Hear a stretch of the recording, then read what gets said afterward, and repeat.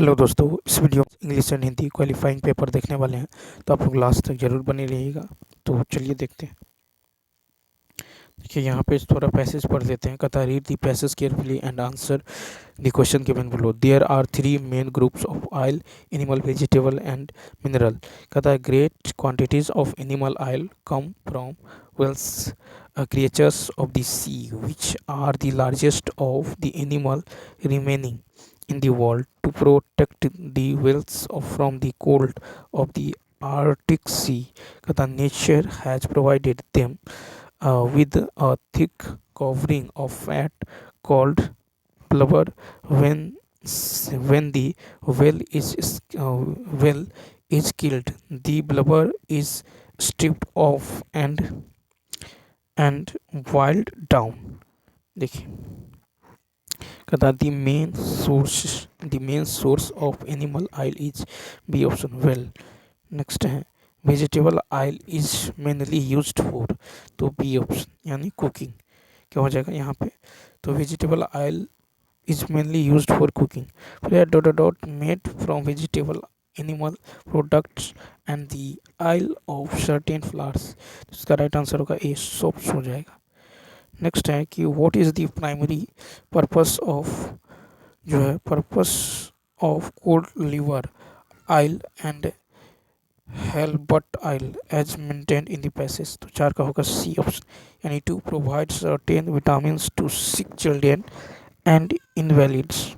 Next है कि which of the following statements is true according to the passage. Five का हो जाएगा सी ऑप्शन यानी well blubber is processed to make oil for human consumption.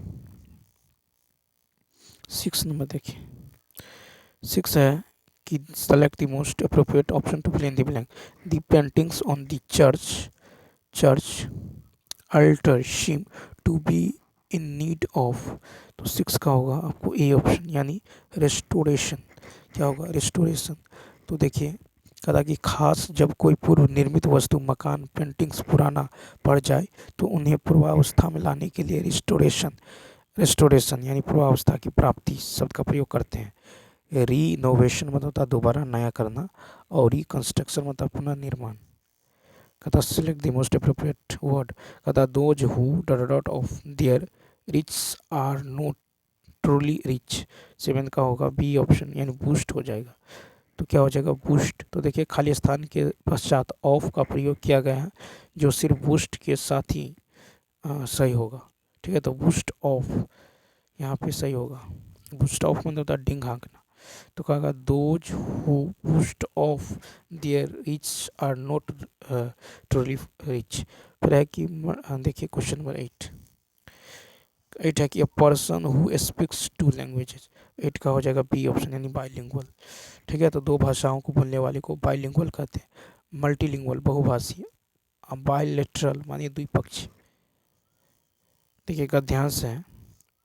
कहता भारत ने स्वाधीनता प्राप्त करने के बाद अनेक क्षेत्रों में महत्वपूर्ण उपलब्धियां प्राप्त की हैं। जब हम स्वतंत्र हुए तो उस समय हमारी स्थिति अच्छी नहीं थी। सरकारी प्रयासों से काफ़ी सुधार हुआ, परंतु अभी भी एक ऐसा क्षेत्र है जिसमें हम अभी तक कुछ विशेष नहीं कर पाए हैं। वह क्षेत्र है खेलों का है। इससे बड़ी विडंबना और क्या हो सकती है कि वर्षों से हम ओलंपिक में एक आध जो है पदक भी नहीं जीत पाए। दुनिया के छोटे छोटे अविकसित निर्धन राष्ट्रों के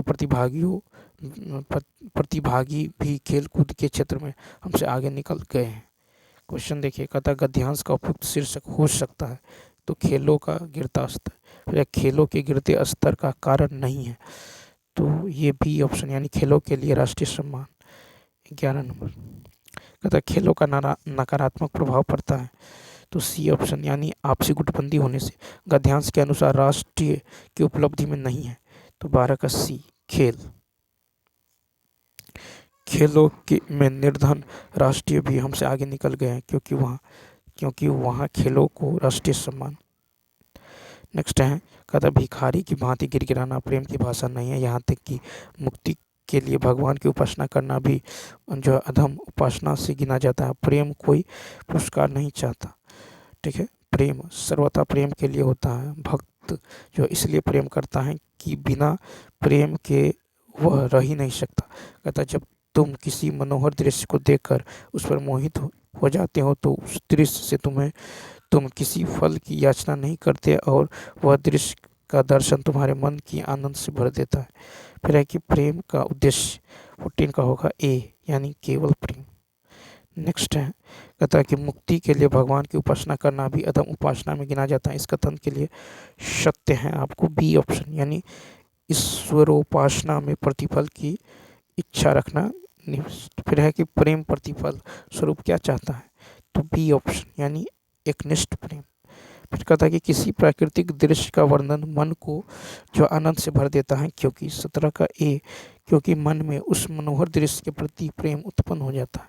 फिर है कि उपयुक्त शीर्षक का गद्यांश शीर्षक 18 का बी प्रेम। नेक्स्ट है कि नीति ज्ञान रखने वाला, इस जो वाक्यांश के लिए उपयुक्त शीर्षक 19 का होगा बी ऑप्शन नीतिज्ञ। फिर राजन द्वारा पुस्तक पढ़ी जाती है, इस वाक्य में वाच्य का कौन सा प्रकार है, तो 20 का होगा सी कर्मवाच्य। राजन द्वारा जो किताब पढ़ी जाती है, राजन द्वारा किताब पढ़ी जाती है, तो ये हो जाएगा आपको कर्मवाच्य। ठीक है, तो ये हो जाएगा कर्मवाच्य। नेक्स्ट देखिए, तो सी ऑप्शन। तो यहाँ पे देखिए, तो राजन द्वारा किताब पढ़ी जाती है, इस वाक्य में कर्मवाच्य क्रिया के जिस रूप से वाक्य का उद्देश्य कर्म प्रधान हो उसे कर्मवाच्य कहते हैं। 21 नंबर देखिए, कहता निम्नलिखित में से किस वाक्य में भाववाच्य है, 21 का सी, यानी पुरुषों से रोया नहीं जाएगा। ठीक है, पुरुषों से रोया नहीं जाएगा, इस वाक्य में भाववाच्य। ठीक है, तो कहता क्रिया का वह रूपांतर भाववाच्य कहलाता है जिससे वाक्य में भाव या क्रिया की प्रधानता का बोध हो। नेक्स्ट, कहता कि हम जो कल मेले जाएंगे, हम सर्वनाम का कौन सा प्रकार है, 22 का हो जाएगा ए ऑप्शन, पुरुषवाचक। ठीक है, तो हम कल मेले जाएंगे पुरुषवाचक है। आप निजवाचक है, जैसा वैसा संबंधवाचक है और उससे निश्चयवाचक है। 23 है कि कौन सा शब्द उपसर्ग से बना है, तो 23 का हो जाएगा आपको सी कपूत। तो कपूत शब्द का उपसर्ग से बना है, कम भक्त में कम उपसर्ग है। नेक्स्ट, कहता क्षणिक का विलोम, तो 24 का होगा बी ऑप्शन, शाश्वत। क्षणिक का विलोम शाश्वत होता है। ठीक है, प्राचीन का विलोम नवीन है, गृहीत का विलोम त्यक्त है। 25 है कि कौन सा शब्द तत्सम है, सी ऑप्शन, गोपाल। तो गोपाल शब्द तत्सम है, गोपाल का तद्भव ग्वाला है, मोती का तत्सम मौतिक है, लौंग का तत्सम लवंग है। कहता कौन सा शब्द पुल्लिंग है, 26 का सी क्षेत्र। तो क्षेत्र शब्द पुल्लिंग है, रीति स्त्रीलिंग शब्द है, घटना स्त्रीलिंग शब्द है। फिर है कि सम्यादिबोधक अवयव नहीं है, तो बी ऑप्शन, और भी सम्यादिबोधक अवयव नहीं है। नेक्स्ट है त्रिभुवन शब्द में कौन सा समास है, तो सी ऑप्शन, द्विगु समास। त्रिभुवन शब्द में द्विगु समास का प्रथम पद संख्यावाचक और अंतिम पद संज्ञा होता है। द्विगु समास का उदाहरण है त्रिफला, त्रिभुज, चौराहा, नवग्रह, पंचवटी, अठन्नी। फिर कर्मधारी का प्रथम पद विशेषण और दूसरा जो विशेष अथवा संज्ञा होता है। कर्मधारी समास का उदाहरण है महाकवि, पीत सागर, महावीर, नराधि। फिर है कि प्रत्येक का संधि विच्छेद क्या होगा, तो प्रति जोड़ एक, प्रत्येक में यन संधि।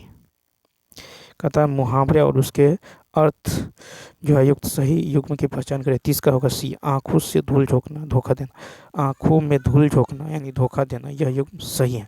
ठीक है, अम्बरों के तारे गिनना यानी नींद न आना, अंगूठा दिखाना, इनकार करना, अंगारे सिर पर धरना यानी विपत्ति मोल लेना, सिर पर सवार होना, किसी चीज का हट करना, आग में घी डालना यानी क्रोध को और जो अधिक भड़काना।